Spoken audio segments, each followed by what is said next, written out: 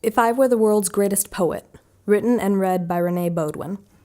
If I were the world's greatest poet, ideas and images would explode in vibrant colors and blinding flares of light, spotting my vision as they bashed against my skull, clamoring to be freed from the confines of my primitive mind.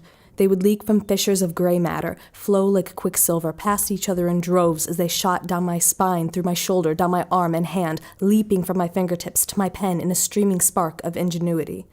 If I were the world's greatest poet, words would trip over each other as they flee my body and impose themselves upon the paper.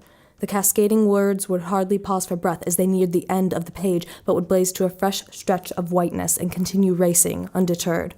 If I were one of the world's amateur poets, ink would flow like blood from my pen, spilling over the thin, flimsy paper in frantic, seamless strokes, illegible to uncomprehending eyes, scandalous gibberish to blind minds. But still I would bleed and ink would run, indifferent to the life draining from me as it spilled upon the page.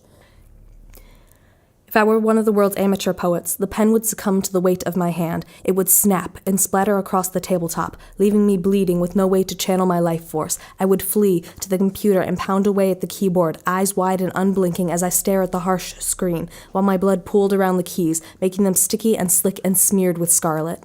If I were the world's worst poet, I would write unceasingly, striking the keys with curled fingers, typing my bloody words, gasping until I was drained dry. Then, ink staining my hands, blood smearing the keyboard, I would collapse. I would crumple to the floor as the last of my words, the last of my spirit ran dry, leaving me a bloody husk. I would be satisfied in my final moments, and then I would die.